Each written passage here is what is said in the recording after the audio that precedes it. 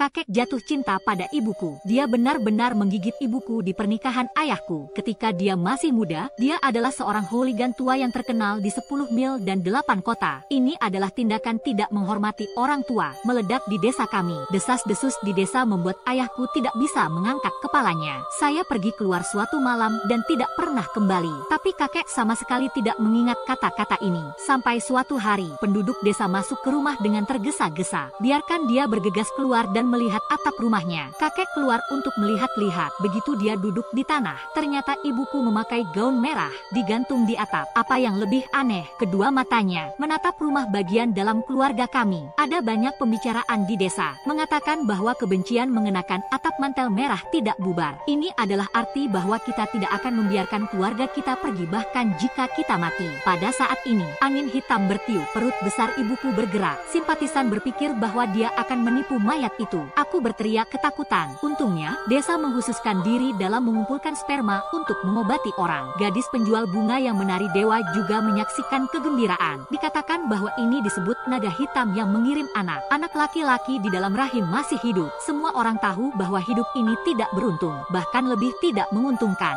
Saya lahir tanpa menangis, hanya cekikikan pada kakekku, dan saya memiliki lalat cinnabar di wajah saya. Adil, tepat di mana kakek saya mencium wajah ibu saya. Wan yang ragu-ragu. Saya hanya takut pada anak ini. Ibuku tetap tinggal untuk membalas dendam. Keluarga Li yang lama, seorang penagih utang, adalah masalah. Kakek saya memiliki reputasi buruk. Ini bahkan lebih bau di jalan. Dikatakan bahwa dia pantas mendapatkan pembalasan, tapi dia tidak pergi ke hatinya. Memelukku dengan senyum lebar. Saya berhenti menyusui dengan menantu perempuan saya yang memiliki anak di desa. Tapi mereka semua mengira saya tidak beruntung. Saya khawatir saya akan membawa mereka kembali ke anak-anak mereka sendiri. Dia berkata bahwa dia tidak akan membawa saya pulang untuk mengambil gambar. Saya mati kelaparan. Atau gadis penjual bunga itu menghela nafas dan membawaku kembali. Di rumah, dia juga kebetulan melahirkan seorang gadis, setengah tahun lebih tua dariku. Baru saja selamat. Tentu saja, tidak ada kekurangan mata putih. Anak-anak di desa juga dihasut oleh orang dewasa. Katakanlah saya seorang pelayat. Anda tidak dapat membuka saya. Mereka melihatku dari jauh, lempar batu ke arahku atau lempar bola meriam ke arahku. Ini disebut menjadi buruk. Saya juga membuat lagu. Ketika dia melihatku, dia menyanyikan 5 oceang. Dom tidak membuka matanya atau mengangkat kepalanya. Ibumu digantung. Katakan pada kakekmu untuk membawa peti mati juga. Saya sangat ketakutan oleh tembakan artileri sehingga saya menangis.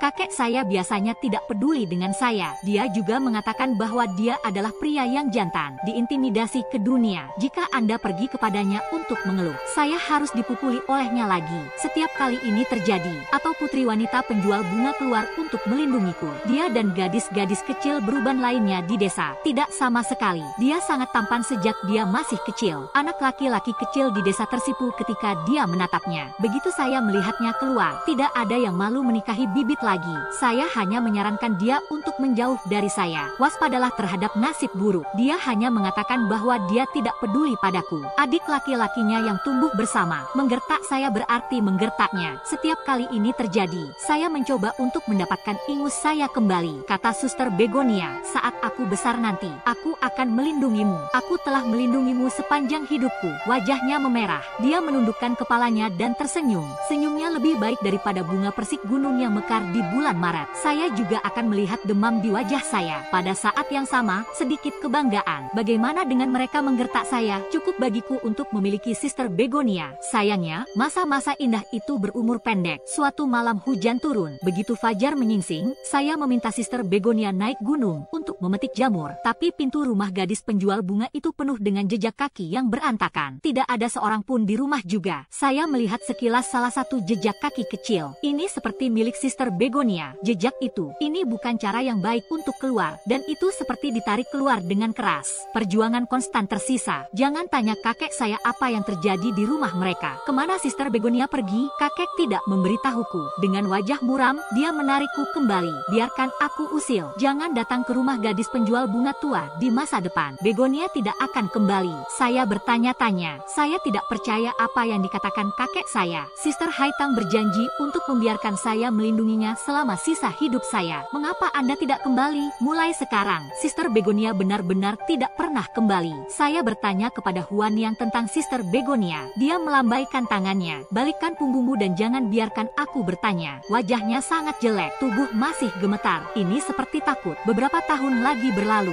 saya tumbuh dewasa. Saya juga dapat membantu kakek saya dengan pekerjaan pertanian. Ladang melon saya sangat gemuk, hanya saja lokasinya kurang bagus.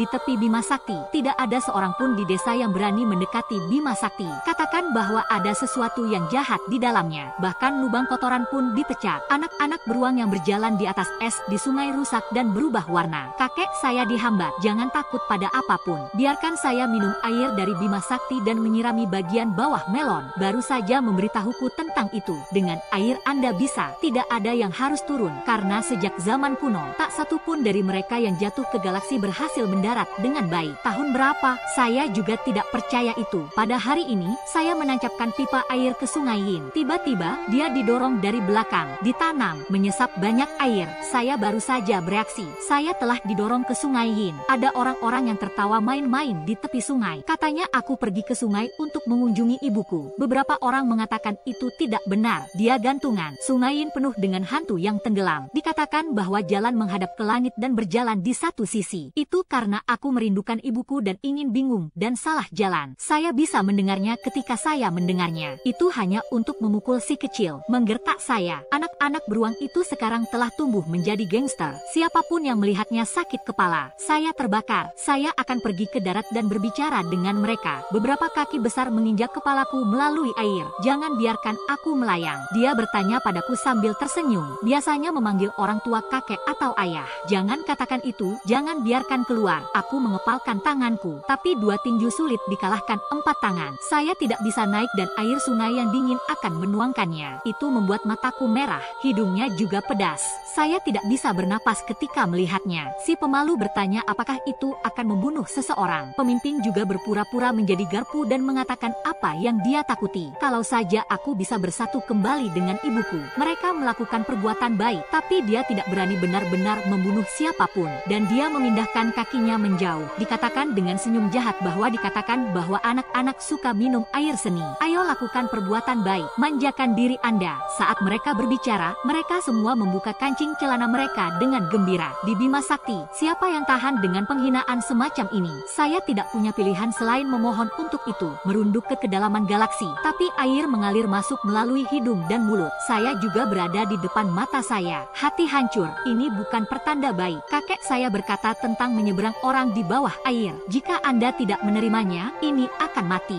Saya tenggelam dalam pikiran. Naluri untuk bertahan hidup membuat saya berjuang. Aku belum bisa mati. Sister Begonia belum kembali. Pada saat ini, tiba-tiba, saya merasakan sesuatu menendang di bawah kaki saya. Ini seperti kotak atau sesuatu. Lalu aku menendangnya. Sepertinya ada sesuatu yang keluar darinya. Hampir bersamaan, tiba-tiba, saya mendengar beberapa teriakan datang dari pantai. Saya agak bertanya-tanya apa yang mereka panggil. Saya melihatnya dengan satu mata. Ada sosok ramping dan cantik di depannya. Tapi aku tidak bisa mengangkat kelopak mataku lagi. Bahkan tidak melihat apa itu. Aku hanya merasa seperti seseorang memelukku. Sementara, saya mencium bau amis. Agak akrab. Saya tidak ingat di mana saya menciumnya. Aku membuka mataku lagi. Dan aku melihat bintang-bintang di langit. Saat itulah saya bereaksi. Saya berada di gudang melon saya sendiri. Mengapa saya kembali ke sini? Dan apa yang saya sandarkan kepala saya? Mengapa begitu lembut? Begitu saya menoleh, saya tercengang. Saya berbaring di pelukan seorang gadis besar. Dia memiliki wajah biji melon. Rambut panjang dituangkan putih. Bahu kulit yang indah membuatku tercengang. Pria dan janda yang kesepian mengebor gudang melon. Agak buruk untuk dikatakan. Saya tidak menahan telinga saya dan mereka terbakar. Ditanya siapa Anda? Mao Chang, apa kau tidak mengenalku? Aku adikmu Begonia. Saya tercengang. Jantungku berdebar kencang. Agak sulit dipercaya. Sister Begonia, kamu kembali. Dia tersenyum padaku dan mengangguk. Kamu sudah sangat tua. Aku bahkan tidak bisa mengakuinya. Sister Begonia ditandai ketika dia masih kecil. Ini bahkan lebih terlihat sekarang daripada ketika saya masih kecil. Tidak ada bintang wanita di TV yang bisa dibandingkan dengannya. Bibir merah Sister Begonia mengaitkan kepalaku. Dia menyeka rambutku untukku. Mengapa masih diintimidasi seperti ketika saya masih kecil? Aku sebenarnya ingin mengatakan bahwa aku sangat merindukanmu. Saya tidak berpikir saya bisa mengatakannya. Tiba-tiba, saya mendengar suara langkah kaki yang berisik. Aku menjulurkan kepalaku keluar dari gudang melon. Saya melihat sekelompok orang dengan senter menyapu bolak-balik di dekatnya. Temukan di sini. Apa yang Anda cari? Mereka semua berasal dari desa. Yang di depan bernama Li Guoqing. Itu juga kerabat kerabat keluarga kita sendiri. Ketika dia melihatnya dari jauh, dia mengambil senter dan bertanya padaku. Saya melihat Tandong dan yang lainnya tidak secara tidak sadar menjangkau dan menghalangi silau senter. Tandong mereka, para gangster yang mendorongku ke Sungai Yin barusan. Ada apa? Mereka belum kembali. Saya belum punya waktu untuk menjawab. Tiba-tiba, seseorang berseru dan mengatakan itu buruk. Ketemu, itu masih rusak. Saya menebaknya di dalam hati saya. Lihat ke belakang. Seperti yang diharapkan, cahaya senter menyapu. Ada beberapa sosok hitam mengambang di permukaan Sungai Yin. Tak satu pun dari mereka bergerak. Di antara orang-orang ini adalah Tandong dan beberapa kerabat keluarganya. Mereka melihat pertempuran. Satu pantat duduk di ladang melon. Saya menelan diam-diam. Ketika saya berada di sungai, beberapa dari mereka memanggil. Sesuatu terjadi kemudian. Sister Begonia harus tahu. Saya melihat kembali ke gudang melon. Aneh untuk mengatakannya. Gudang melon itu kosong. Suster Begonia sudah pergi. Itu tidak benar. Gudang melon hanyalah satu pintu. Saya sudah di pintu. Bagaimana dia bisa keluar dari gudang melon? Punggungku mati rasa. Saya ingin tahu apakah saya masih pergi ke surga dan bumi. Saat ini, Tandong dan beberapa dari mereka sudah dipancing. Wajahnya diterangi oleh cahaya dingin senter. Ada suasana kematian yang menakutkan. Mata melebar satu persatu. Ini seperti melihat sesuatu yang mengerikan. Seseorang berbisik. Sepertinya tidak tenggelam. Sepertinya aku takut setengah mati. Li Guoqing datang dan bertanya, Anda sendirian di tepi Sungai Yin. Tandong, mengapa mereka pergi ke Sungai Yin? Lihat itu. Saya belum punya waktu untuk berbicara. Tiba-tiba, Li Guoqing sepertinya menemukan sesuatu. Mengambil kardigan saya. Pakaianmu basah semua. Orang-orang di sekitarnya juga berkumpul. Semua menatapku dengan tatapan yang sangat membuat frustrasi. Anda juga punya nukleus kemaluan. Jika Anda tidak mengatakannya, saya lupa. Tandong menerkam. Ucapnya keras. Xiao Dongzi memberitahuku hari ini. Saya ingin makan melon. Apakah karena aku mengambil beberapa gadis melon dari keluargamu? Mendorong Xiao Dongzi dan mereka ke sungai. Li Guoqing dan yang lainnya buru-buru menghentikan Tandong. Sepupu ipar Tandong, mereka memiliki beberapa pria muda, seperti serigala dan harimau. Mao Chang kurus seperti ini. Bagaimana Anda bisa mendorong mereka semua ke bawah? Anda tahu, Tandong berjuang mati-matian untuk merobek 8. Apakah saya anak laki-laki biasa? Dia sudah mati. Pria yang datang dari luar tidak melihatnya. Katakanlah dia momok. Jika Anda membiarkannya sendiri, aku bisa membawa seluruh desa. Tandong tidak menyelesaikan kalimatnya. Wajah Li Guoqing tiba-tiba berubah. Dengan cepat menutup mulut sialan Tandong. Masalah sepupu belum diketahui. Apa yang kamu bicarakan omong kosong? Saya tidak kekurangan alasan. Saya menceritakan kisah itu lagi. Tapi saya tidak menyebut Sister Begonia. Dia baru saja kembali. Bor gudang melon bersamaku. Reputasi buruk untuknya. Saya baru saja selesai berbicara. Kakek saya ada di sini. Tandong bertemu kakekku. Sebuah lolongan tidak keluar. Jadi saya mengubah wajah saya dan menangis sedih. Dia adalah paman kedua. Ceritakan padaku tentang itu. Keluargamu Mao Chang membunuh Dongzi kecilku. Apa itu akuntansi? Kakek saya melihat mayat-mayat yang tampak mengerikan itu. Wajahnya juga agak keruh. Itu yang dia katakan. Tandong, apakah mereka tidak didorong oleh keluargaku? Apakah Anda tidak ada benarnya di hati Anda? Mereka tidak datang ke tepi Sungai Yin. Kita bisa mengikatnya. Anak itu meninggal. Orang dewasa mengakui bahwa mereka tidak beruntung. Katakan tidak. Jika kamu mau, biarkan beberapa dari mereka membusuk di ladang melon saya sebagai pupuk. Saya juga tidak akan berhenti. Begitulah cara kakek saya selalu melakukan sesuatu. Jika orang lain berani mati, dia akan berani menjual. Tandong mendengarkan, tersedak dan tidak bisa berbicara. Meskipun dia adalah pria yang baru saja memamerkan gigi dan cakarnya, tapi dia juga meremehkanku dari lubuk hatinya. Saya tidak percaya saya benar-benar bisa menghancurkan Tandong. Dia membuat masalah. Itu karena kita semua menyusuri Sungai Yin. Tapi Tandong meninggal. Saya tidak mati, dia tidak seimbang. Melihat tidak ada hasil, kemarahannya juga dilepaskan. Saya harus setengah mendorong dan setengah mengikuti penduduk desa yang membantu. Saya ingin membawa Tandong dan mereka kembali. Saya tidak berpikir itu saat ini. Tiba-tiba, sebuah suara terdengar dingin. Apakah anak-anak ini kehilangan sepotong di tubuh mereka? Mari kita lihat kembali. Gadis penjual bunga itu tidak tahu kapan sepasang mata datang. Dia tertegun saat dia menatap mayat-mayat itu. Li Guoqing dan yang lainnya saling memandang. Semua memandang gadis penjual bunga itu. Dengan curiga, dia bertanya apa maksudnya. Yang hilang, apa yang tidak diharapkan semua orang adalah itu. Huan yang tidak mengatakan sepatah kata pun. Masa lalu yang goyah akan mengambil selangkangan Tandong. Semua orang tercengang. Seseorang berbisik bahwa wanita itu berusia 30 tahun seperti serigala, 40 seperti harimau, 50 duduk di tanah bisa menjadi tanah jarang. Huan yang telah hidup bertahun-tahun sendirian di depan banyak orang. Orang mati tidak akan selamat. lama. Tandong itu, ini sedang terburu-buru. Tarik dia dan katakan Anda seorang wanita tua yang sudah mati dengan tumpahan. Sungguh hooligan bagi Dongzi kecilku. Apakah kamu tidak ingin membuat wajah bau? Tapi saat ini, celana Tandong telah ditarik ke bawah oleh Huan Yang. Semua orang melihat selangkangan Tandong. Ini tercengang. Selangkangan Tandong sudah lengkap, tapi pria di dalamnya dilubangi. Tandong melihatnya. Saya tidak muncul dalam satu tarikan napas.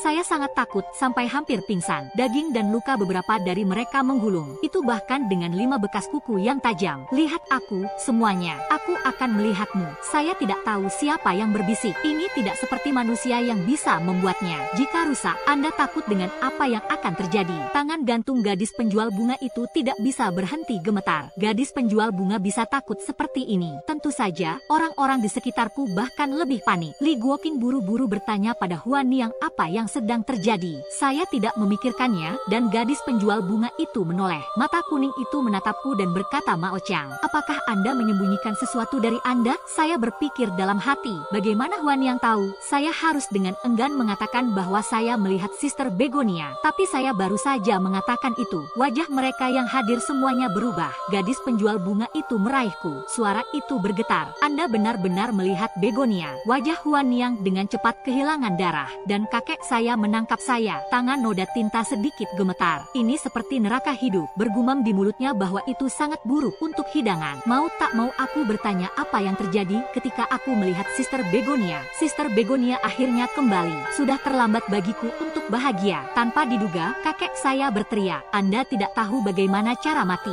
Saya tidak tahu apakah saya sekarat. Saya seorang yang intens. Hati berkata, apa yang kamu lakukan dengan api sebesar itu? Dan wajah Huan Yang juga seperti kertas kuning. Tanpa darah, saya tidak tahan. Li Guoqing lah yang mengambil pegangannya dan mengangkatnya. Kakek saya sepertinya melihatnya juga. Bersandar di depanku. Ucapnya dingin. Dia tidak membuat masalah dalam sehari. Sekarang Anda harus memikirkannya. Kakek saya benar-benar biasanya tidak menghormati dunia dan tidak sopan. Mengapa kamu tampaknya takut padaku sekarang? Itu bahkan lebih tidak bisa dijelaskan. Kakek gadis bunga, apa maksudmu? Apa yang terjadi pada Sister Begonia? Kamu berjanji pada Huan Yang untuk tidak menyebut namanya lagi. Itu tidak berhasil. Huan Yang nyaris tidak menunjukkan senyuman yang lebih jelek daripada menangis. Di balik senyum ini ada ketakutan yang tak bisa disembunyikan. Begonia meninggal ketika Anda berusia 8 tahun. Itu tidak mungkin. Saya tidak percaya. Kata-kata ini meledak di telingaku seperti petir. Jangan percaya pada bola. Kalimat ini juga menyentuh timbangan kakek saya lebih awal. Dia mengangkat satu tangan. Baru saja akan menampar wajahku. Li Guoqing, meskipun mereka juga sangat iri dengan situasinya. Tapi saya tahu kekuatan tangan kakek saya. Cepat menghentikannya. Paman kedua memiliki sesuatu untuk dipecahkan. Apa yang kamu lakukan dengan seorang anak? Huan Yang bergumam. Benda itu memiliki sperma dan darah, dan sulit dipecahkan. Apa yang terjadi dengan gadis penjual bunga? Sekarang orang-orang besar panik. Li Guoqing berkata dengan tergesa-gesa. Bagaimana dia bisa keluar? Apakah ini ada hubungannya dengan Tandong? Apa yang bisa kita lakukan? Di kepalaku, ini seperti menggali ke dalam sarang lebah.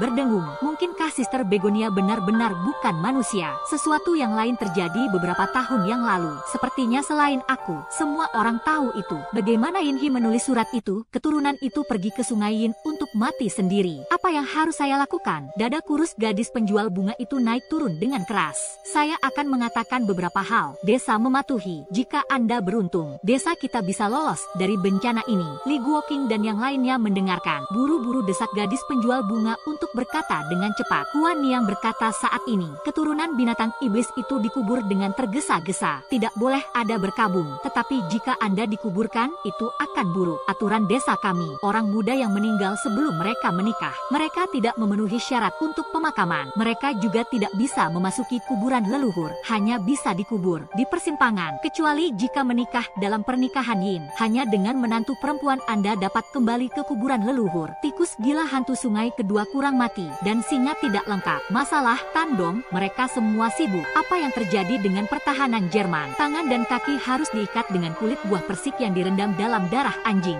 Jangan pernah melepaskannya. Darah anjing dan pohon persik sama-sama roh jahat. Apakah ini mayat anti penipuan? Hal ketiga adalah melihat pelacur itu. Pria besar itu mendengarkan. Semua mata tertuju padaku. Saya juga tercengang. Menekan detak jantung yang berdebar. Paksa diri Anda untuk santai. Menatap gadis penjual bunga itu. Tanyakan padaku apa yang terjadi. Huan Yang menggenggam tanganku erat-erat. Katakanlah Anda mendengarkan kata-kata Huan Huan Niang, kamu harus bersembunyi di rumah selama 3 hari ini, tapi jangan keluar. Mengatakan, dia mengambil seutas barang putih dan memasukkannya kepadaku. Kakek meminta untuk menggantungnya di pintu. Sepertinya itu terbuat dari kertas terbakar orang mati. Ini seperti bangau kertas gantung. Tapi apa hubungannya ini denganku? Mengapa saya tidak bersembunyi di rumah dan tidak keluar? Hanya karena saya melihat Sister Begonia. Tapi saya tidak harus selesai bertanya. Kakek tamparan keras. Itu memukul saya di bagian belakang kepala dengan ledakan keras.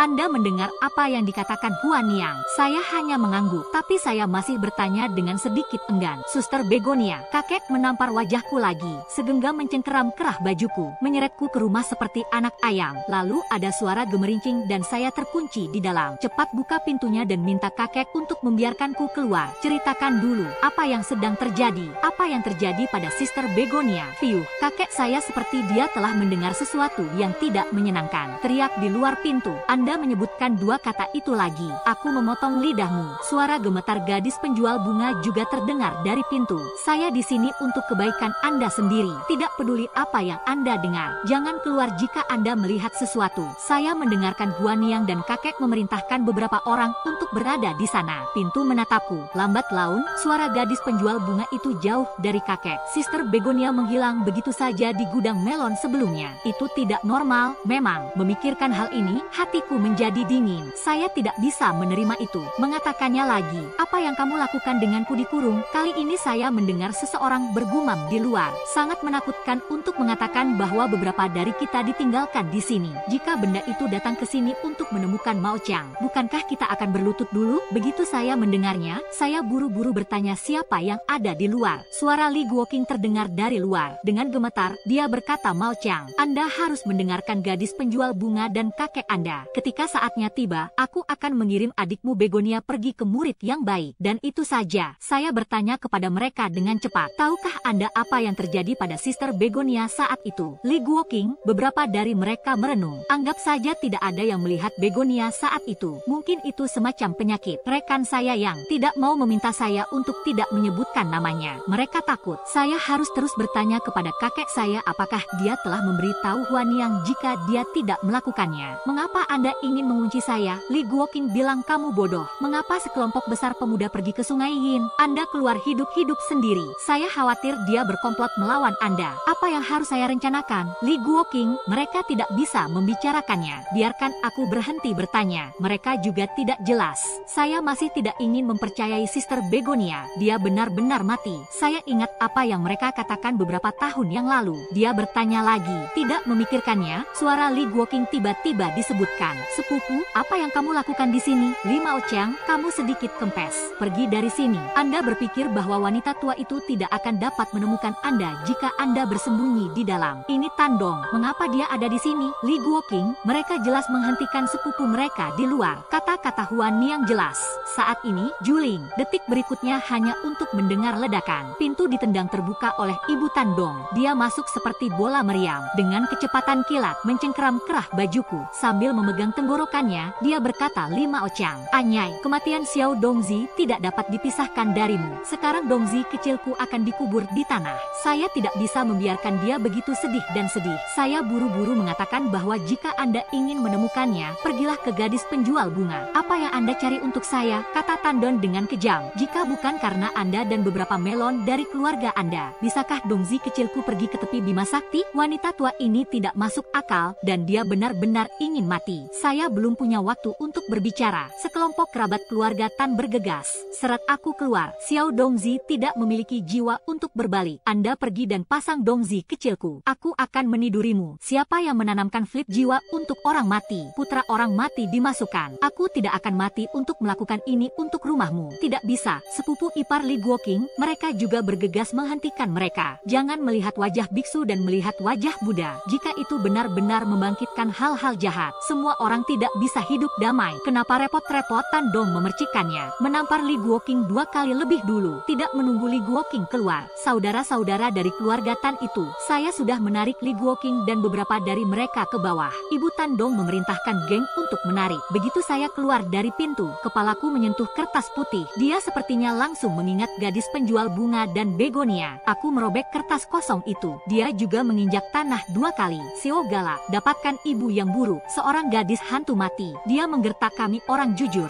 Saya juga mendengarkan mereka huyo. Jadi mereka menikahkan saya di sebelah barat desa. Di ujung barat desa adalah gurun. Di masa lalu, ketika saya merencanakan sebuah keluarga, beberapa orang melahirkan anak perempuan dan melemparkannya ke sini. Kemudian, beberapa meninggal lebih awal dan tidak bisa memasuki kuburan leluhur. Semuanya dimakamkan di sini. Ada yang bilang itu murni angker, diikat dengan Bima Sakti. 2 kaisar jahat desa kami, Delel. Ketika mereka sampai di tempat itu, mereka mencerai-beraikan saya. Saya melihat apa yang saya lihat. Kulit melon otak digoreng. Saya melihat bahwa sebuah tempat telah dibersihkan. Sebuah peti mati besar berdiri di sampingnya. Di sebelahnya ada upeti dan lilin dupa. Ini sangat megah. Huan Niang dengan jelas mengatakan bahwa dia tidak akan diizinkan untuk dimakamkan. Tampaknya Tandong bertekad untuk meningkatkan standar dengan Huan Niang. Tandong membiarkan mereka melepaskanku. Dorong aku di depan kuburan. Dia memberi saya semangkuk penuh air. Cepat dan kelilingi naga hijau. Rumah kota macan putih. Dia berbicara tentang aturan pemakaman kita. Berbakti sebelum domain feodal. Bawalah air di sekitar kuburan 3 kali. Membalikkan 3 putaran. Kemudian tuangkan air ke kuburan. Air bisa mensejahterakan uang. Ini disebut naga hijau yang mengelilingi. Kemudian letakkan spanduk roh di area basah. Ini disebut rumah kota macan putih. Itu berarti memberkati kekayaan dan kedamaian keluarga. Akhirnya, bersujud ke kuburan 3 kali. Bisnis anak berbakti selesai. Meskipun saya diintimidasi sejak saya masih kecil, saya tumbuh dewasa. Tapi itu benar-benar bukan tulang lunak. Saya menghancurkan mangkuk di tempat. Kata tajam,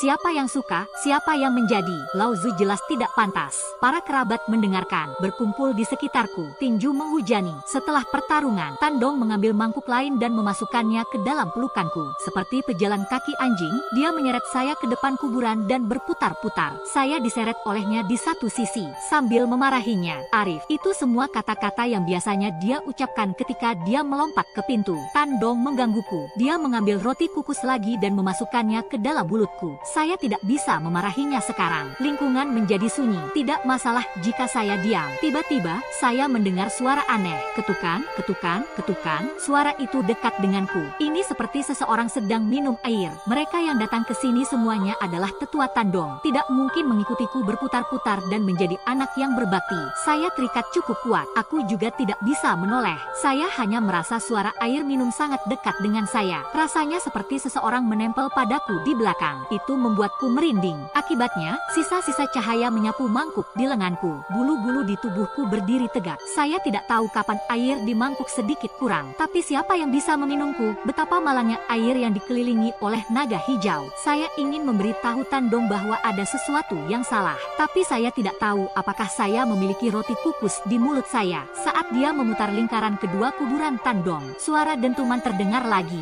Aku bisa mendengar suara ini dengan jelas. Tepat di sebelah saya, aku melihat tak terkendali ke dalam mangkuk. Wajahku terpantul di air, tapi ada kilatan cahaya di sekitarku. Satu wajah lagi, seolah-olah saya telah menyentuh pintu listrik. Segera memberikannya kepada ibuku. Apa-apaan itu? Dan kali ini, Tandong sudah menuntunku berkeliling untuk sementara waktu. Dia melihat mangkuk di tanganku. Anda ingin memaksa saya untuk menuangkan air, tapi airnya hilang. Matanya tiba-tiba membelalak. Oke, kecil. Main-main, bukan? Dia menerima reaksi ini. Tanganku diikat, mulutnya tersumbat. Saya tidak bisa memperbaiki air ini. Wajah Luyu tidak diragukan lagi. Saya dengan cepat berjuang, ingin memberitahunya. Saya khawatir itu sedikit salah. Pada saat ini, bulan di langit dikaburkan oleh awan. Di sekelilingnya gelap gulita. Cahaya lilin di sebelah batu nisan tua itu melompat. Dan cahaya yang tidak kuning dan putih tidak putih. Dalam sekejap mata, itu berubah sedikit cian. Hantu hijau bambu menyala. Kucing datang untuk membuat masalah dan singa melompat berdiri. Ini adalah tabu besar dalam pemakaman. Bahkan anak-anak tahu tentang itu. Otakku meledak dalam sekejap. Benarkah ada benda itu di sini? Anggota keluarga Tan ini tidak buta. Saya melihat semuanya. Orang-orang itu biasanya tidak takut pada langit dan bumi. Ini akan menjadi sedikit berbulu jika Anda tidak bisa menahannya. Wajahnya agak buruk. Sepertinya hampir sama. Ayo berkeliling. Itu tidak akan berhasil. Tandong buru-buru mengatakan trik. Spanduk jiwa belum ditanam. Saat dia berbicara, dia akan memaksaku untuk campur tangan. Tapi saat ini, saya hanya mendengar ledakan. ada kegemparan di belakangku. Kejutan ini membuat semua orang yang hadir gemetar. Ini adalah tempat di mana ada keheningan. Orang bodoh bisa mendengarnya. Suara itu datang dari dalam peti mati, dan itu seperti seseorang mendorong tutup di dalam peti mati. Seorang kerabat bertanya dengan gemetar, kata Huan Niang, mayat itu harus diikat dengan kulit buah persik. Xiao Dongzi, dia tidak akan melepaskan ikatan. Tan Dong tidak mengucapkan sepatah kata pun, tapi saya mendengar suara geraham atas dan bawahnya saling bertabrakan. Kurasa dia tidak mengerti. Lalu terdengar ledakan keras lainnya. Rupanya tutup peti mati diangkat. Suara berguling ke tanah. Saya hampir tidak bisa melihat di balik cahaya lilin cian. Sesosok perlahan berdiri di peti mati. Saya tidak tahu siapa yang meneriakkan suara untuk menipu mayat. Orang-orang di sekitarnya melarikan diri dalam satu gerakan. Tan Dong menyingkir, aku akan lari ke depan. Kedua kaki hampir sampai ke belakang kepala. Saya bahkan tidak tahu apakah saya menjatuhkan sepatu. Pada saat ini, langkah kaki terdengar dari sisi lain peti mati. Rasanya seperti seseorang keluar dari peti mati. Mereka berjalan ke arahku selangkah demi selangkah. Aku hanya merasa pikiranku putih dalam sekejap. Berjuang mati-matian ke depan. Jantungku hampir melompat keluar dari tenggorokanku. Tetapi kualitas tali pada tubuh sangat tinggi. Saya tidak bisa membebaskan diri sama sekali. Segera, keinginan itu setengah dibuat di hatiku. Pada saat ini, saya mendengar ledakan tawa di belakang saya. Saya merinding di sekujur tubuh saya, dan saya meledak dalam sekejap. Saya lebih suka mendengar hantu menangis. Jangan tertawa. Jika orang ini tertawa, lalu aku akan memotongmu. Tapi itu tidak benar. Saya sangat bingung. Tapi otaknya masih sangat jernih. Suara ini bukan Tan Dong. Itu seorang wanita. Detik berikutnya, sepasang tangan tersentak di bahuku. Saat ini, seluruh tubuhku gemetar, dan suara itu berlanjut. Anda tidak takut pada apapun. Tanganku bukan besi solder. Tali itu terlepas dari tubuhku. Aku secara refleks memalingkan wajahku. Sister Begonia tertawa di belakangku. Pada saat ini, Sister Begonia sudah menarik saya. Saya melihat luka-luka yang ada di seluruh tubuh saya. Alis sedikit berkerut. Di mata, ada sedikit bekas luka yang tak terlihat. Keluarga Tan berani menyerangmu.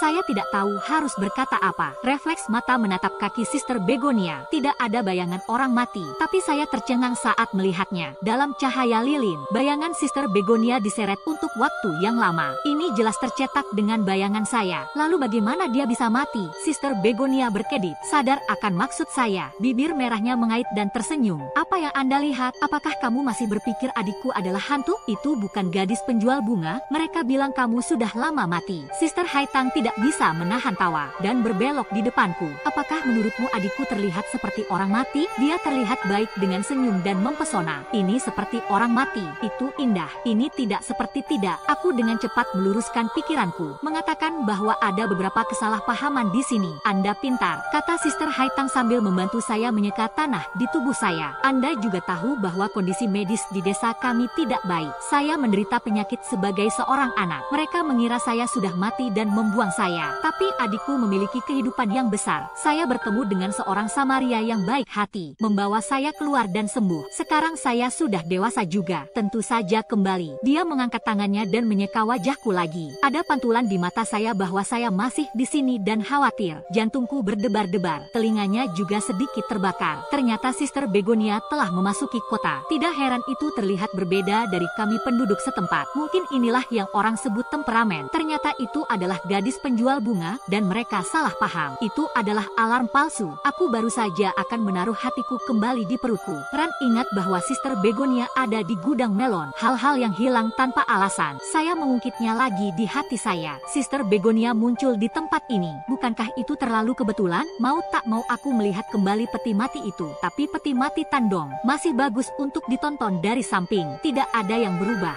Itu bahkan belum dibuka. Sister Begonia tampaknya telah memahami apa yang saya pikirkan. Dia tersenyum dan berkata, kamu tahu, kami orang-orang di sini suka mengunyah akar lidah kami. Itu akan ada di gudang melon. Saya khawatir mereka berbicara omong kosong. Saya bersembunyi di balik gudang melon. Tidak punya waktu untuk memberitahumu. Anda belum tahu. Pintu belakang di belakang gudang melon telah rusak. Bagian belakang gudang melon rusak. Saya benar-benar tidak tahu. Apa yang terus Anda katakan? Saya ingin tertawa ketika saya mati. Aku ingin berhenti dan pergi kepadamu. Tapi kamu diseret oleh kakekmu. Aku juga tidak menyusulmu. Sesudahnya, aku baru saja melihat bahwa keluarga Tan mengikatmu di sini. Dia sengaja bersembunyi di dekat peti mati untuk menakut-nakuti mereka. Jadi itulah yang terjadi. Itu benar-benar masuk akal. Tepat, tempat ini benar-benar jahat. Jangan bilang aku benar-benar memprovokasi apapun. Lihat lihatlah lagi peti mati di Tandong. Semakin saya melihatnya dalam cahaya lilin biru, semakin panik saya. Memikirkan ini, saya buru-buru melindungi Sister Begonia. Jangan takut padaku. Sister Haitang tersenyum begitu sudut mulutnya mengait. Katakan itu, tentu saja. Aku harus mengandalkanmu untuk melindungiku. Senyum itu menakjubkan. Saya merasakan ledakan manis di hati saya. Tidak ada hantu tampan di dunia ini seperti Sister Begonia. Pikirkan begitu.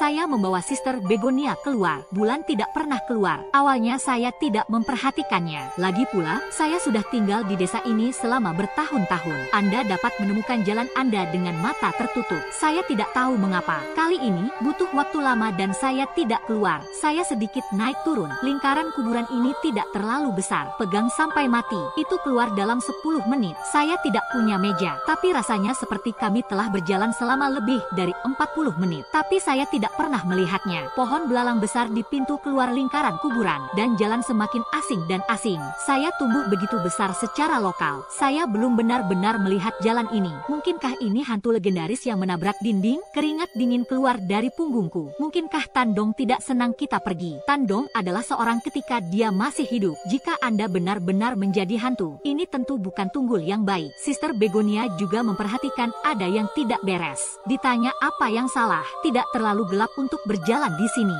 Saya takut menakut-nakuti Sister Begonia. Saya harus mengatakan bahwa tidak apa-apa. Ketika saya memikirkannya, saya sedikit malu untuk mengatakannya. Sister Begonia, tunggu aku sebentar. Saya nyaman dan nyaman. Mengapa nyaman di sini? Karena legenda, hantu menabrak dinding. Celupkan ke dalam urin dan Anda akan baik-baik saja. Urin anak laki-laki itu menguras darah. Wajah Sister Begonia tiba-tiba memerah. Dia berbalik dan menyuruhku untuk tidak pergi terlalu jauh. Dia takut dia tidak akan menemukanku. Saya berjanji untuk menemukan tempat untuk melepaskan ikat pinggang saya. Tetapi Sister Haitang mendengar bahwa saya berada jauh. Tiba-tiba, itu ada di belakangku. Dokter bilang saya takut. Haruskah aku berada tepat di sebelahmu? Kurva bulat dan lurus. Itu selembut air di punggungku. Aroma unik seorang wanita hits. Wajahku terbakar kesakitan. Sangat dekat. Ini sudah memalukan. Sister Begonia ada di belakangku. Mengapa saya buang air kecil? Tapi Sister Mao Chang, tolong. Suara Sister Begonia juga sangat bagus.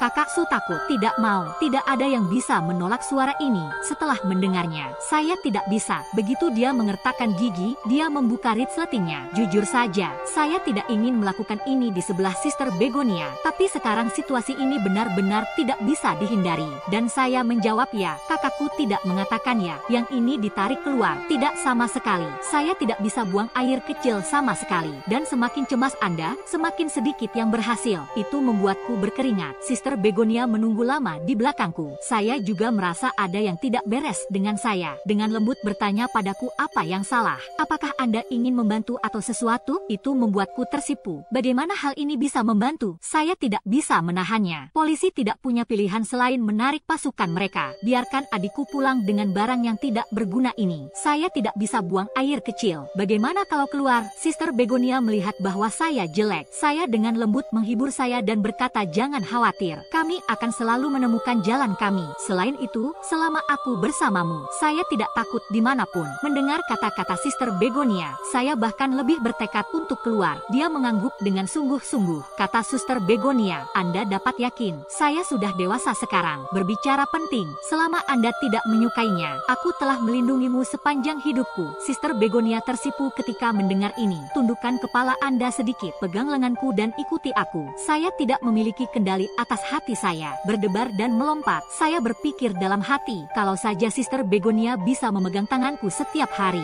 Baru saja memikirkan ini, tiba-tiba, saya melihat persimpangan di depan saya. Gemuruh hitam itu mendudukkan seseorang. Bagaimana mungkin ada orang yang masih duduk di luar saat ini? Dan pria itu tampaknya mengenakan pakaian yang cukup tebal. Ini seperti jaket katun hitam kembung. Aneh rasanya panas sekali. Siapa yang akan memakai begitu banyak? Persimpangan itu penuh dengan bangunan yang belum pernah saya lihat sebelumnya. Jantungku berdebar kencang. Kemana saja kita? Saya belum pernah mendengar tempat seperti itu dalam radius mil. Dan kali ini, pria itu berbicara lebih dulu. Nanti, siapa yang kamu cari di sini? Pria itu berkata dengan dingin. Itu membuatku takut yang lain. Tapi akhirnya saya bertemu seseorang. Aku harus menemukan jalan kembali dengan cepat. Dan dia memiliki keberanian untuk menjawab bahwa dia tersesat. Saya ingin kembali ke desa dan memintanya untuk menunjukkan jalan. Akibatnya, saya hanya mengatakan ini. Sister Begonia tiba-tiba mengambil segenggam, menarik saya. kata Mao Chang dengan suara rendah. Apakah Anda melihat apa yang dia kenakan? Saya agak bingung. Bukankah itu jaket empuk hitam? Ada apa? Sister Begonia mengerutkan bibirnya dan berkata, lihat lebih dekat. Saya memakai beberapa potong. Saya melihat lebih dekat. Mau tak mau aku berdengung di telingaku. Ternyata bukan pria yang memiliki pakaian tebal. Ini adalah lapisan yang dipakai orang tersebut. Ada 5 puncak, 3 kaki celana terbuka di pergelangan kaki. Penekanan pada dunia yang adalah bahwa semuanya datang berpasangan. Angka genap menguntungkan. Tetapi legenda mengatakan bahwa dunia bawah adalah kebalikan dari yang nomor tunggal yang bagus. Ini disebut 5 kerah 31. Hanya kain kafan orang mati yang bisa dipakai seperti ini. Dan pria itu memiliki sepasang sepatu hitam di kakinya. Ini menggambarkan teratai putih besar. Ini disebut langkah demi langkah. Naik ke barat lebih awal. Ini khusus untuk orang mati. Tiba-tiba aku berkeringat dingin di punggungku. Tapi Sister Begonia masih di sisiku. Jadi saya berkata, Sister Begonia, jangan takut untuk terkejut. Kekalahan diri yang aneh. Ayo. Sewaktu saya berbicara, saya menarik Sister Begonia dan berjalan pergi. Tapi siapa tahu saya baru saja mengambil langkah. Pria yang memakai pinggang tanpa kerah dan 3 pinggang. Leng Buding hanya mengucapkan sepatah kata pun. Dia mengatakan, akhirat, jangan terburu-buru mengambil jalan yang salah. Sudah terlambat untuk menyesalinya. Mendengar ini, pria itu berbicara. Saya merinding di sekujur tubuh saya. Aku menjulurkan leherku dan bertanya kepada pria itu, apa maksudnya dengan itu? Pria itu tersenyum. Dia menunjuk ke sisi lain jalan. Aku melihat ke arah yang dia tunjuk. Cukup jauh untuk melihatnya. Ada antrian besar orang yang sepertinya mengantre. Coba lihat, ada begitu banyak orang. Saya sebenarnya sedikit lega dalam sekejap. Bukankah ini tentang menemukan tim besar? Betapa beraninya orang. Tapi lihat lebih dekat. Orang-orang itu sama dengan yang ada di depan kita. Mengenakan semua kerah 531 dengan kuas. Dan yang lebih aneh lagi, orang-orang itu tidak jauh dariku. Dan jelas bahwa mereka berbicara dari telinga ke telinga. Bahkan ada orang dengan tanduk di tangan mereka. Ini seperti berteriak. Malam sangat terpencil. Aku bisa mendengar mereka kentut. Tetapi bahkan jika mereka sangat berisik, tidak ada suara sama sekali. Sepertinya mereka semua dibisukan. Dan geng, sepertinya dia datang ke arah kita. Saya mengungkitnya sekaligus. Karena saya melihat orang-orang ini berjalan itu seperti menari balet. Kuas semuanya menunjuk ke jari kaki. Tumit 3 inci dari tanah. Orang mati itu tidak menyentuh tanah dengan tumitnya. Sebuah hati sepertinya terbanting ke udara. Saya tidak bisa bernapas. Dan geng itu sampai ke lingkungan. Tiba-tiba, sikat berhenti. Saya tertegun atas apa yang sedang terjadi. Kemudian mereka menoleh serempak. Semua melihat ke arah kami. Ini seperti memberi hormat selama pelatihan militer. Jantungnya terjebak. Wajah orang-orang itu putih dan sengsara, tanpa ekspresi. Tapi saat ini, tiba-tiba sudut mulutnya berlumuran darah. Dia mengeluarkan senyum yang sangat aneh. Saya dapat merasakan Sister Begonia memegang tangan saya. Ini lebih ketat. Saya tidak bisa mendengarnya sekarang. Tapi sekarang saya mendengarnya dalam sekejap. Mereka bergumam semampu mereka, sambil melihat ke arah kami. Senyumnya bahkan lebih aneh. Baunya, seolah-olah dia telah melihat sesuatu yang lezat. Saya orang yang pintar. Ini benar-benar lutut menginjak sekarang. Sister Haitang meraih tangan saya dan mengencangkannya. Pikiranku kosong, tapi saya tidak lupa. Tidak peduli apa yang terjadi. Saya ingin melindungi Sister Begonia. Cinta apa adanya. Hatiku tersimpul. Berada di depan Sister Begonia, saya tidak memikirkan pria yang mengenakan 31 tanpa kerah. Pada saat ini, dia berdiri, pegang bahuku. Jadi dia menyematkan kami ke tempat dia duduk. Dan dia berdiri di depan kami, melindungi kami. Dokter berkata jangan katakan apa-apa. Dia batuk 2 kali. Kemudian dia mengeluarkan kantong rokok dan panci. Terlempar ke tanah. Gas putih keluar dari panci kantong rokok. Hanya dengan melihatnya saja sudah mengangkat kami. Tapi saya tidak mencium bau apa-apa. Saya hanya melihat kantong rokok di panci. Ada 3 bekas luka yang sangat jelas. Geng itu mencium bau asap. Wajah tersenyum aneh dengan alis dan matanya menggantung barusan. Segera jatuh karena kecewa, mendengus dan berkata nasib buruk. Ini bau asap untuk waktu yang lama. Sambil berkata, mereka berjalan lagi. Tapi selangkah demi selangkah, 3 kali mundur. Tatapan itu selalu menatap kami. Belum lagi betapa hal itu membuat orang panik. Tunggu sampai selesai. Saya masih sok. Orang yang memakai kerah 531. Dan kemudian dia melanjutkan dengan mengatakan bahwa ada kata-kata seorang pria. Hal-hal lain memiliki tahu dari hal-hal lain. Anda benar-benar salah. Tapi kebetulan hari ini Tengu memakan bulan. Sudah waktunya untuk kembali dan pergi. Tunggu bulan muncul. Anda tidak dapat kembali jika Anda mau. Saya mendongak. Saya melihat bulan yang telah hilang selama setengah hari di atas kepala. Ini benar-benar samar-samar akan menyala lagi. Sebenarnya, saya pernah mendengar bahwa ada cara hidup. Ada jalan buntu menuju kematian. Tempat ini ditulis seperti ini. Mungkinkah saya benar-benar benar-benar datang ke jalan orang mati. Pikiran itu membuat kakiku gemetar. Saya melihat 31 tanpa kerah lagi. Saya terutama ingin melihat beberapa petunjuk dari wajahnya. Tapi wajahnya terkubur dalam kegelapan. Saya tidak bisa melihat seperti apa tampangnya. Saya biasanya tidak percaya pada kejahatan. Tapi semua ini terjadi hari ini. Itu benar-benar membuat hatiku basah oleh keringat dingin. Apa-apaan dia untuk membantu saya seperti ini? Sister Begonia menarikku lagi. Suara itu sedikit bergetar. Katakan Mao Chang, ayo cepat pergi. Saya takut pada orang ini dan orang yang memakai kerah 531. Kemudian dia melanjutkan dengan mengatakan bahwa pertemuan adalah takdir. Bahwa dia keluar untuk mengenal Li Laoer. Demi wajah Li Laoer, bisakah Anda memberitahu saya cara kembali? Berbalik dengan 5 kerah 31. Dia mengaitkan tangannya padaku. Artinya biarkan aku lewat. Aku secara refleks mendekatinya. Tetapi pada saat yang sama, drum berdetak di hati saya. Hanya ada Sister Begonia di sini. Apa yang kamu lakukan dengan tenang? Tapi apa yang tidak saya duga? Dia melihat bahwa saya sedikit lebih jauh dari Sister Begonia. Tiba-tiba, dia meraih tanganku, menarik kakiku, aku berlari ke selatan. Saya tidak bereaksi sama sekali. Pria ini sangat kuat, menyeretku, hampir memberi lantai, tanpa sadar diseret olehnya. Dan di belakang, suara Sister Begonia juga banyak ditarik. Saya juga mendengar Sister Begonia memanggil saya di tempat. Saya sedang terburu-buru. Bahkan adalah untuk menarik tangan keluar. Tapi tangan yang memakai 31 tanpa kerah ini sama dengan wakil. Saya tidak bisa mematahkannya, tidak peduli seberapa banyak yang saya bisa. Itu akan. Suara Sister Begonia terdengar dari belakang lagi. Mao Chang, Mao Chang. Ketika saya berbalik, Sister Begonia berada dalam kegelapan. Itu datang setelah saya. Para jinjit mendengar suara itu. Semua berbalik, menatap langsung ke Sister Begonia. Hatiku sakit seolah-olah aku telah dicakar oleh cakar kucing.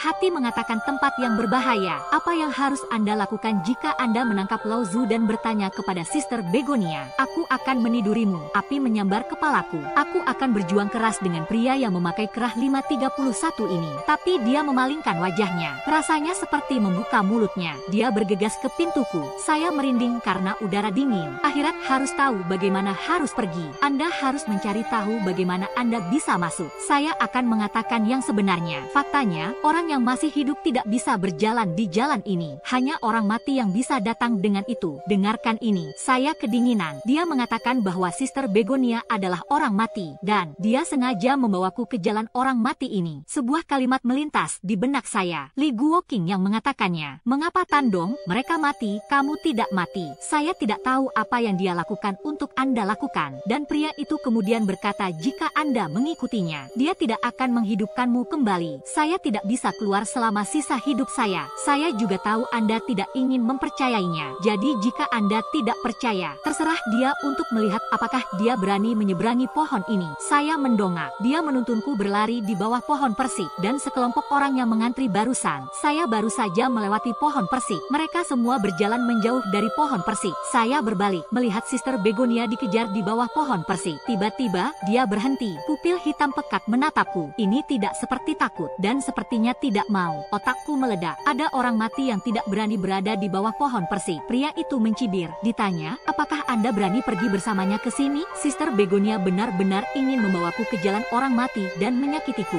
Saya belum menemukan jawabannya. Pria yang menarikku tiba-tiba tersentak. Mari kita bicarakan sesuatu yang rusak. Pertanyaan ini baru saja muncul di benak saya. Itu menyala di depan mataku. Bulan sudah keluar. Pria ini baru saja mengatakannya. Hari ini Tenggu memakan bulan. Saya berani membakarnya ketika saya melihat ke belakang sekarang. Tunggu bulan muncul. Anda tidak dapat kembali jika Anda mau. Sementara, mereka yang berjinjit dalam antrean, mereka semua memalingkan wajah mereka kepadaku. Sudut mulutnya terhubung lagi, bergumam bahwa ada orang sungguhan. Ada orang-orang sungguhan, dan mereka berlari ke arahku. Pria itu mengutuk sesuatu. Aku tidak mendengarmu. Lepaskan tanganku, tepat di depanku. Dia berbisik lagi. Jangan biarkan hal-hal ini menyentuh Anda. Mengatakan, pria itu menghalangi saya untuk berjingkat-jingkat. Tetapi ada lebih banyak orang yang berjinjit. Mereka datang di sekitar saya. Mungkinkah saya benar-benar harus menjelaskan di sini? Saat itulah pikiranku berubah. Aku berbalik dan berlari menuju pohon persik. Pria itu meliriknya. Saya tercengang. Dia berkata pada dirinya sendiri bahwa orang-orang dari keluarga Li semuanya adalah pencuri ayam. Benar saja, saya sampai di bawah pohon persik. Orang-orang itu tidak akan bisa dekat denganku. Tapi orang-orang itu masih saling mengincar. Mereka semua tersenyum padaku. Pelan-pelan, ada beberapa orang berjinjit dari segala arah. Tertusuk padat di depanku. Hatiku basah basah oleh keringat dingin. Mereka tidak bisa menyentuhku, tapi aku juga tidak bisa keluar. Tapi saat ini,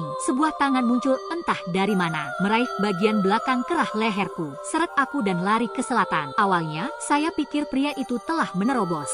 Saya tidak ingin melihat ke atas. Pria itu masih di depanku dan terjerat dengan pria berjinjit. Hatiku bergetar. Saya hanya ingin kembali dan melihat siapa yang menarik saya. Tapi sebuah tangan menarik kepalaku. Jangan biarkan aku kembali. Suara yang akrab terdengar, menyamar sebagai Anda. Jangan lihat kembali padaku. Huan Niang menarikku ke selatan. Awalnya, ada kerumunan langkah kaki yang padat di belakangnya. Rupanya mereka datang untuk menempel pada kami. Begitu gadis penjual bunga mengulurkan tangannya, dia menaburkan sesuatu di belakangnya. Kedengarannya seperti biji-bijian seperti nasi. Tidak butuh waktu lama untuk langkah kaki untuk mengambil. Sedikit lebih lama, ada keheningan di belakangku, sampai ayam jantan berkokok. Langit putih, gadis penjual bunga itu berhenti. Wah, mendengus, tersentak. Katakanlah saya sudah melakukan tugas begitu lama. Neneknya adalah pelari tercepat kali ini. Saya mendongak. Saya melihat pohon belalang besar di kepala desa kami. Ini rumah. Jadi saya segera melihat ke belakang. Samar-samar dan dari jarak jauh melihat peti mati Tandong. Saya duduk di lantai. Cara berpikir dan bagaimana merasakan. Hal kemarin adalah mimpi buruk. Saya tidak bisa berhenti gemetar. Otak saya hampir meledak oleh keraguan. Tapi aku masih menatap gadis penjual bunga itu. Huan Niang melihat ekspresiku. Tiba-tiba, itu menjadi sangat aneh.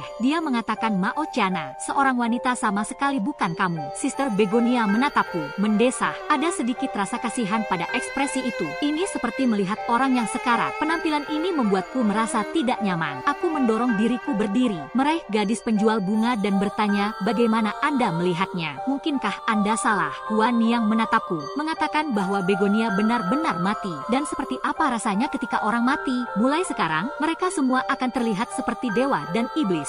Bahkan jika Anda melihat Begonia, saya hanya bisa melihat gadis berusia 8 tahun itu. Dia tidak menjadi seorang wanita. Rasanya seperti pikiranku meledak. Segera tanyakan tentang apa wanita ini. Huan Niang mengerutkan bibirnya. Sambil menggelengkan kepalanya, dia memalingkan wajahnya dengan sedikit panik. Melihat ke arah Yinhi, bergumam bahwa itu adalah sesuatu di dalam. Dikatakan bahwa ada sesuatu yang jahat di Yinhi, tapi tidak ada yang mengatakannya. Apa hal jahat itu? Mengapa dia berpura-pura menjadi Begonia dengan baik? Apa yang ingin dia lakukan? Huan Niang menarik napas, tampaknya dengan ketakutan yang tak terkendali. Katakanlah dia memancing Anda keluar dari galaksi lagi. Aku akan menempatkanmu di jalan Yin dan Yang lagi. Bisakah saya memberi Anda buah yang enak untuk dimakan? Anda bisa melihatnya. Dia pasti punya rencana melawanmu. Ini sama dengan apa yang dikatakan Li Guoqing. Aku buru-buru mengejar Huan Niang. Apa sih yang harus saya tawarkan? Huan Niang ragu-ragu. Sepertinya aku tidak bisa menahannya. Saya melihat sekeliling. Aku merendahkan suaraku dan berkata bahwa kamu berbeda dari yang lain. Akibatnya, Huan Niang tidak menyelesaikan kata-katanya. Suara kakek saya terdengar, memanggilmu kecil. Sulit. Saya melihat ke belakang. Memang kakek saya yang kembali. Hanya saja kakek saya tidak tahu mengapa. Ada luka. Saya belum bertemu kakek saya. Pria ini dikenal karena nilai kekuatan ledakannya, dan dia telah terluka. Terlebih lagi, itu ada di pintu. Huan Niang mendengarkan suara kakekku. Ini seperti memiliki besi solder yang membakarnya. Saya tidak melangkah lebih jauh, baru saja diekspos.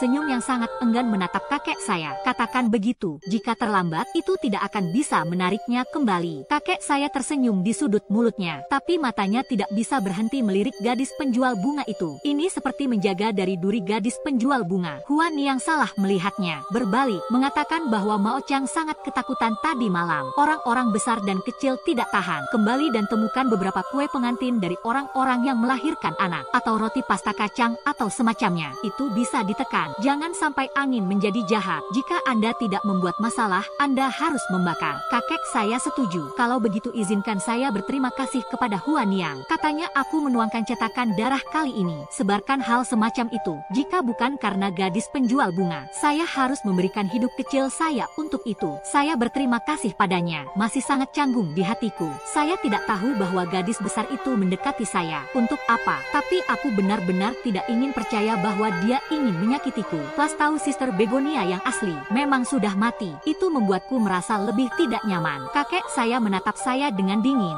Saya bisa melihat apa yang saya pikirkan. Baru saja mengatakan bahwa ada pisau di kepala, kata Warna. Jangan berpaling, nak. Gila, Anda satu-satunya di keluarga kami. Jika Anda memberi saya kematian, nenek moyang keluarga Li di bawah tanah tidak bisa mengampuni Anda. Huan yang sibuk mengatakan bahwa Mao Chang bisa sebodoh itu. Ini semua tentang waktu ini. Saya tidak bisa melihat yang benar dari yang salah. Itu benar, Mao Chang. Hati saya kacau. Saya harus mengangguk dengan enggan. Huan yang juga melihat apa yang saya pikirkan. Mengatakan bahwa saya menggunakan bendera jiwa hari itu. Aku menyembunyikanmu di rumah. Seharusnya dia tidak dapat menemukanmu. Atau bagaimana saya bisa mengatakan bahwa itu adalah bencana? Orang-orang tidak sebaik surga. Tandong membuat masalah. Sekarang Anda juga tidak bisa menyembunyikannya. Dia menaruh begitu banyak upaya pada Anda. Kita tentu tidak bisa menyerah begitu saja. Pasti akan kembali kepada Anda. Saya merasakan detak jantung saya. Saya ingat di mana dia berada di bawah pohon persik. Tampilan yang tidak mau. Huan Yang dan kakekku sepertinya menyembunyikan sesuatu dariku. Kurasa itu sebabnya dia menggangguku. Dan Huan Yang kemudian berkata bahwa dia berasal dari Sungai Yin.